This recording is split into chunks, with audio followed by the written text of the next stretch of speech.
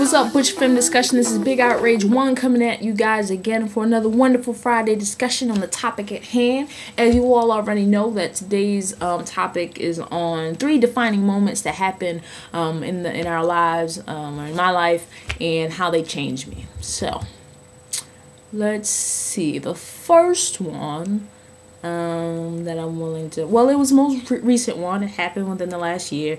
If you check out my channel, I talk about how I had my first woman I've ever fell in love with, and we were, you know, not officially together, but we were together, if you know what I mean. So I had that first experience, and that first experience included, you know, everything: first kiss, first hug, first, you know, all that good stuff. It's all warm and bubbly and all that good stuff. As much as you imagine your first romantic relationship to be like, and I say relationship because we weren't officially together, but we kind of were together. We were on this, you know, yeah, let's put it that way.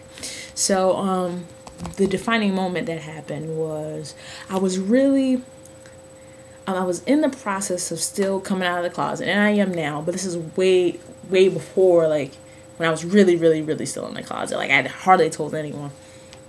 And me and this girl, we were in the same room together, and she, you could tell there was some tension between us, because I really liked this girl, right? And she was, you know, she was beautiful, she was awesome, she was fun, she was creative, she was everything that I ever wanted, ever pictured, right?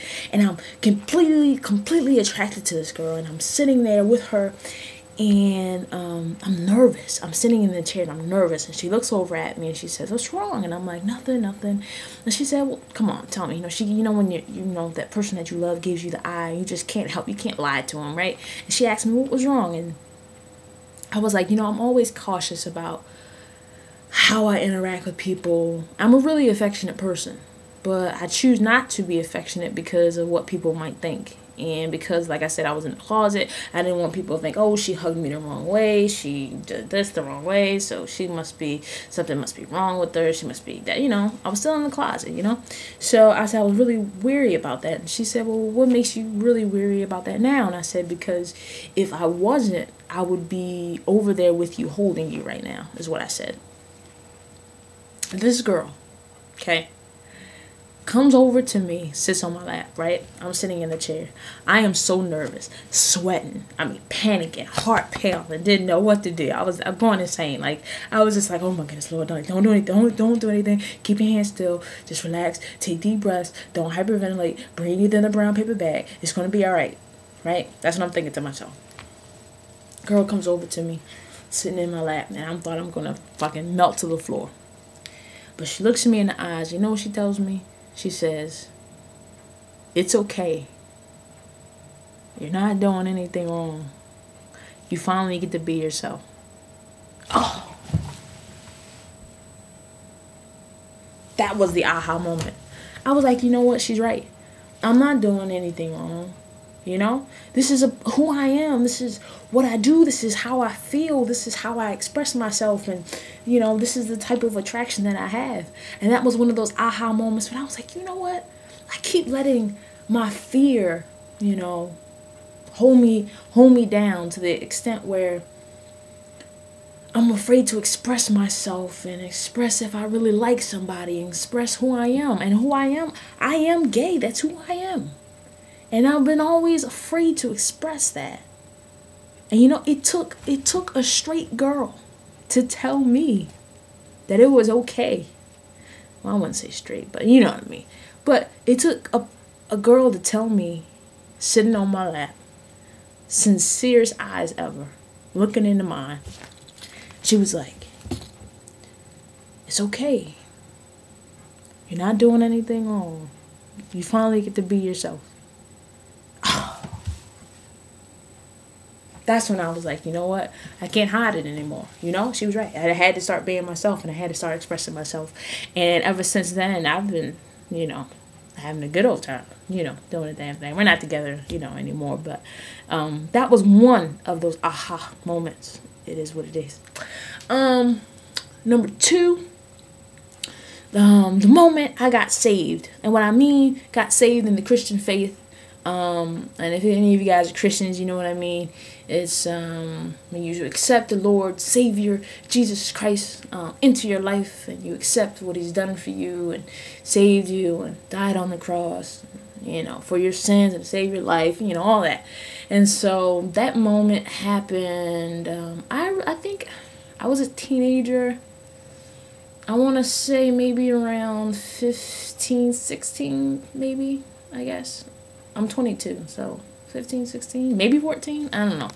But I was young. It was at a youth revival, and I just kept feeling, you know, and I don't want to get all spiritual in the video, but I kept feeling God tug at my heart, and He was like, and if any of you guys are familiar with the Black church, you get any church, you get the moment at the end of the service where you get to go up to the altar and you can, you know, become saved. You can get salvation. You meet with somebody, you go over that thing, and you accept the Lord and Savior Jesus Christ. So it came to that part of the program. We're all standing up. They're asking if anybody wants to come forward. And I've been feeling this tug for weeks, and I'm like, no, I'm not gonna go. Finally, I said, you know what? I'm gonna go. God pulled on me long enough. I went up there, gave my life to Christ, and changed my life after that. It opened up a whole spiritual side to me. I still have my problems with organized religion, especially with the Black church view on the LGBT community and things like that. I still have a beef with that. And you check out any of my other videos, I talk more about that. And I'm more of a spiritual person than I am a religious person now.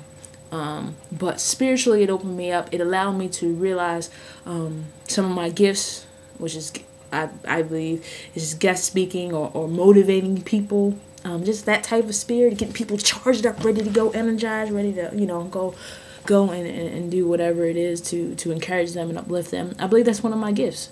And I didn't realize that until that moment, you know, until I accepted it in my life, and I knew that that, you know, He had something special for me, something destined for me, and that door opening is starting to make me feel comfortable with myself and who I am, and why I am who I am, and in relation also to my sexuality, that I can feel comfortable with that I can say that I am a gay Christian and have no problem with saying that. So that was one of the defining moments. And I guess I got one more. I